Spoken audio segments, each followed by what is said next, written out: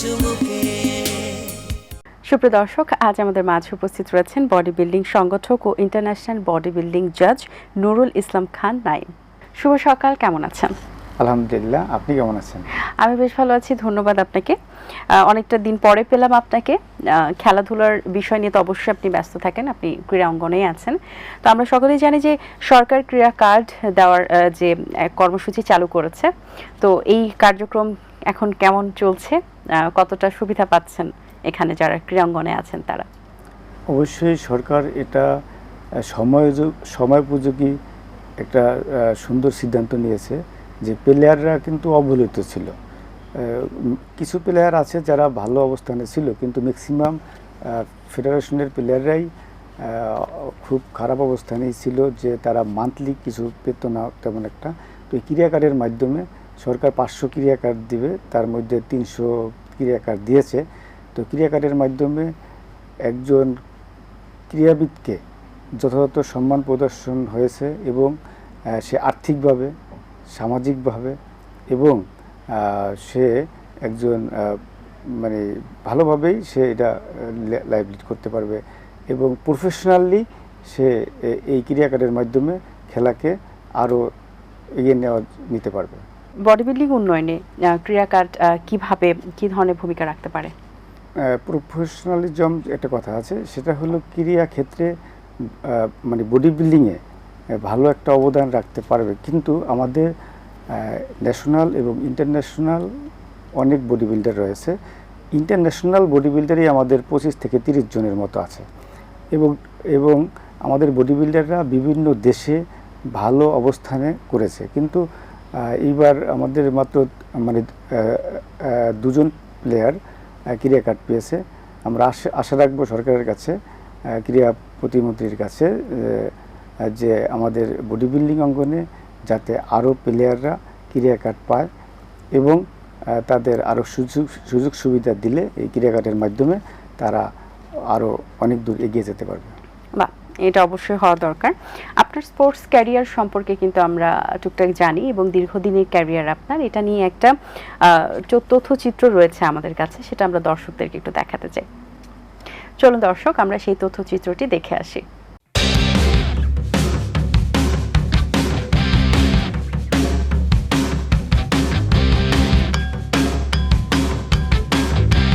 শরীর শুধু হাড় মাংসের কাঠামো নয়, এটি এক সাধনার নাম। আর এই সাধনাকে যারা শিল্পের পর্যায়ে নিয়ে যান তাদের বলা হয় বডি বিল্ডার।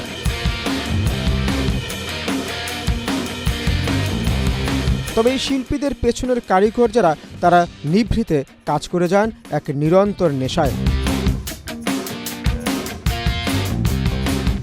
আজ আমরা জানব এমনই এক নিবেদিত প্রাণ সংগঠক নুরুল ইসলাম খান নাইমের গল্প। পুরান ঢাকার ঐতিহ্যবাহী বিদ্যাপীঠ জগন্নাথ বিশ্ববিদ্যালয়, এখান থেকেই বিএ অনার্স এবং এমএ ডিগ্রি অর্জন করেন নুরুল ইসলাম খান নাইম। একাডেমিক শিক্ষার পাশাপাশি যার রক্তে মিশে ছিল খেলাধুলা আর শরীর চর্চার নেশা।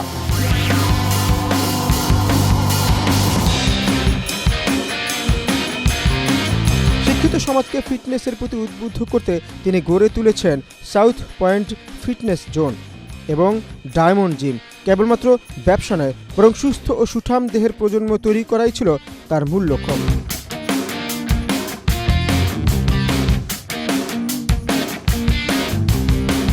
2007 সাল বডি বিল্ডিং অঙ্গনে নতুন এক অধ্যায়ের সূচনা হলো। Mister Dhaka body building championship এর সদস্য সচিব হিসেবে দায়িত্ব নিলেন নুরুল ইসলাম খান নাইম। তার বলিষ্ঠ নেতৃত্বে এই আয়োজনটি আজ দেশের অন্যতম জনপ্রিয় প্রতিযোগিতায় পরিণত হয়েছে।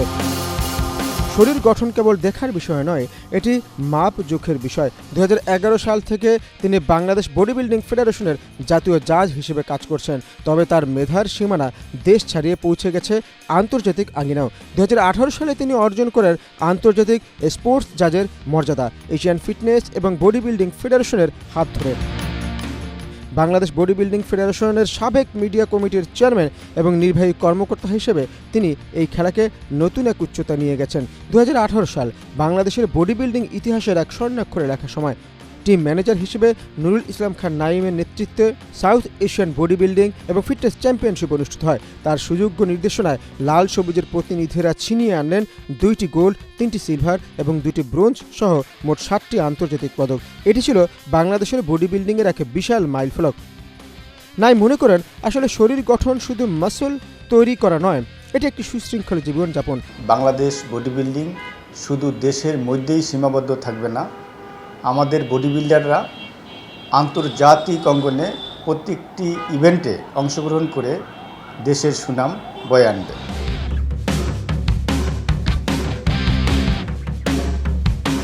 তার হাত ধরেই বিশ্বমঞ্চে বারবার উড়ুক বাংলাদেশের পতাকা, এই প্রত্যাশা আমাদের সবার। বাহ, আপনার ক্যারিয়ারের যে জার্নিটা সেটা আসলে এই তথ্যচিত্রে তুলে ধরার চেষ্টা করা হয়েছে। তারপরেও জীবনের জার্নিটা তো অনেক বড়, অনেক কিছু এমন গল্প আছে যেগুলো আমাদের অজানা। সো আমাদের অনুষ্ঠানের মাধ্যমে এমন কোনো স্টোরি আরেকটু অ্যাড করতে চান যেটা হয়তো বা এখানে ছিল না এবং যেটা আপনি বলতে চান?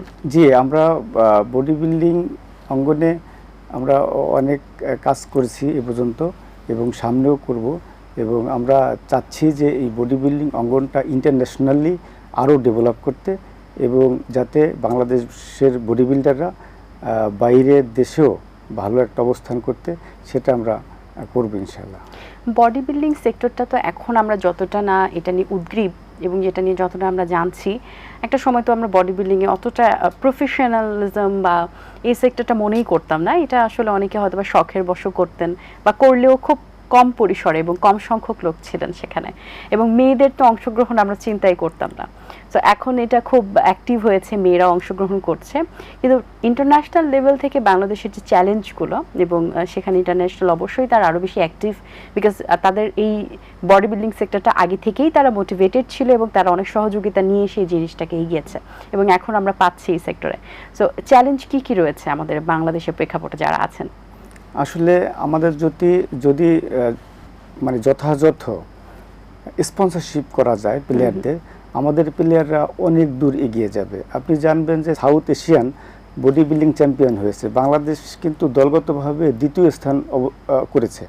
আমরা 7 জন প্লেয়ার তখন আমরা খেলতে নিয়ে গেছি, কিন্তু আমরা এই স্পন্সরের অভাবে, আর্থিকের অভাবে এতদিন আমরা করতে পারিনি।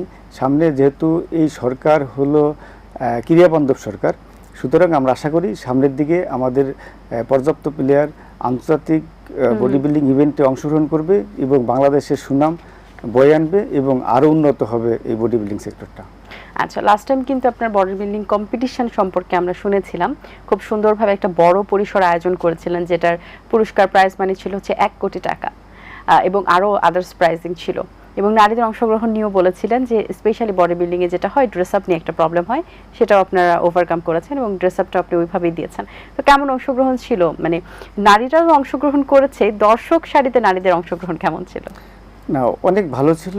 আসলে নারীরা যে এত অংশগ্রহণ করবে আমরা তখন ভাবিনি, মানে পর্যাপ্ত নারী আসছে, এবং অনেকে মনে হয় রিকোয়েস্টও করেছিলেন যে শেষ হয়ে গেছে কিনা, আরো বার অ্যাপ্লাই করা যাবে কিনা, এরকমও কিছু একটা বলেছিলেন আপনি। হ্যাঁ, সেরকমই তো।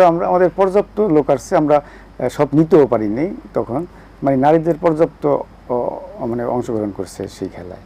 তো এত যে অংশগ্রহণ করেছে এটা তো একটা ভালো বিষয়। নেক্সট প্ল্যানিং কি? এরপরে যারা অংশগ্রহণ করবেন তাদের কি হতাশ করবেন কিনা, বা বড় পরিসরে আবার তাদের জন্য? আমরা ইনশাআল্লাহ বড় পরিসরে, এবং সামনের যেই খেলাই হবে এখন বড় পরিসরেই হবে, এবং আমরা বড় পরিসরে করব। আমরা ভাবতেছি পরবর্তীতে আরো বড় পরিসরে করার।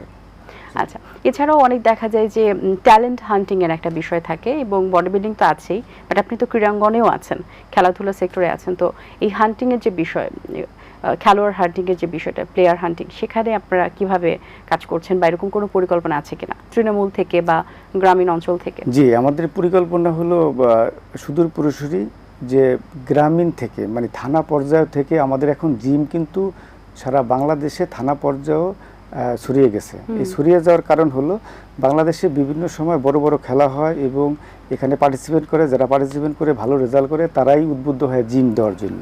হয়তো জিম দেয় তারা, অথবা ট্রেনার হিসেবে থাকে, অথবা অন্যকে উদ্বুদ্ধ করে। এই ক্ষেত্রে সারা বাংলাদেশ যেহেতু জিম আছে, আমরা তৃণমূল পর্যায়ে এখন থেকে প্রতি থানা লেভেল থেকেও আমরা এই প্লেয়ার হান্টিং করব, এবং ইনশাল্লাহ এই প্লেয়ার বাংলাদেশের আনাচে থেকে এই বডি বিল্ডিং প্লেয়ার করব এবং এদের থেকে যারা ভালো রেজাল্ট করে তাদের আমরা ইন্টারন্যাশনালি সুযোগ দেওয়ার চিন্তা ভাবনা করবো ইনশাল্লাহ। খুব ভালো। এবং বডি বিল্ডিং ফেডারেশন বহু বছর যাবৎ অ্যাডহক কমিটি দিয়ে পরিচালিত হচ্ছে, তো যদি নির্বাচন হয় সেটা নিয়ে কি পরিকল্পনা? আসলে ad hoc committee body building develop করতে অতটা ডেভেলপ হয় না যতটা হওয়ার কথা, কারণ অ্যাডহক কমিটি একটা সংক্ষিপ্ত সময়ের জন্য আসে। অ্যাকচুয়ালি মানে নির্বাচিত কমিটি হলে তারা কাজ করতেও পায়। তো এই জন্য আমি বলবো যে সরকারের উচিত মানে নির্বাচন দেওয়া এবং মানে নির্বাচিত কমিটি হওয়া। নির্বাচিত কমিটি হলে আমরাও ইনশাল্লাহ মানে প্যানেল দেব এবং একটা সুন্দর প্যানেল দেব, যাতে আমরা আমাদের যদি চায় আমরা ইনশাল্লাহ এটা অংশগ্রহণ করবো ইনশাল্লাহ। খুব ভালো। এবং বিভিন্ন পর্যায়ে আমরা বডি বিল্ডিং এর জাজেসদেরকে নিয়ে অনেক বেশি কন্ট্রোভার্সি দেখেছি, শুনেছি যে পজিটিভ নেগেটিভ ভাইব থাকে। তো এই বিষয়গুলো নিয়ে কিভাবে ওভারকাম করা যায়, কিভাবে কাজ করা যায়? আচ্ছা, সেটাই যদি মানে নির্বাচন হবে, সামনে তো নির্বাচন হবে, সরকার নির্বাচন করবে, তো নির্বাচিত আমরা যদি নির্বাচিত হই, আমাদের প্যানেল যদি নির্বাচিত হয়, আমরা যেটা করব সেটা হলো যারা কমিটি আছে মানে নির্বাহী কমিটি এবং জাজেস কমিটি সম্পূর্ণ আলাদা থাকবে। বডি বিল্ডিং ফেডারেশনের কোনো খেলায় নির্বাহী কমিটির লোকজন জাজেস কমিটি যেতে পারবে না। যেমন আগে পরে গিয়েছে, এটা নিয়ে ক্রীড়া মন্ত্রণালয়ের সংশ্লিষ্টদের নির্দেশনা ছিল যে কমিটির লোকজন ক্রীড়া কমিটি জাজেস কমিটি থাকতে পারবে না। তো আমরা যদি নির্বাচিত হই ইনশাল্লাহ আমরা একটা দক্ষ এবং জাজেস কমিটি করব প্রশিক্ষিত, এবং আমরা তাদেরকে প্রশিক্ষিত করব এবং আন্তর্জাতিক জাজেস ট্রেনিং করার মাধ্যমে এই মানে বডি বিল্ডিং ফেডারেশনকে সাজাবো, যাতে মানে জাজেস নিয়ে কোনো না হয়। তরুণদেরকে নিয়ে কি কি প্ল্যানিং আছে, তাদের মাঝে আর কিভাবে খেলার উৎসাহটা বাড়াবেন? আমরা যদি নির্বাচিত হই তাহলে আমাদের প্রধান কাজ থাকবে সারা বাংলাদেশে এবং প্রতি জেলায় একটা করে কম্পিটিশন করা, এবং যাতে প্রত্যন্ত অঞ্চল থেকেও এই কম্পিটিশনে পার্টিসিপেট করতে পারে।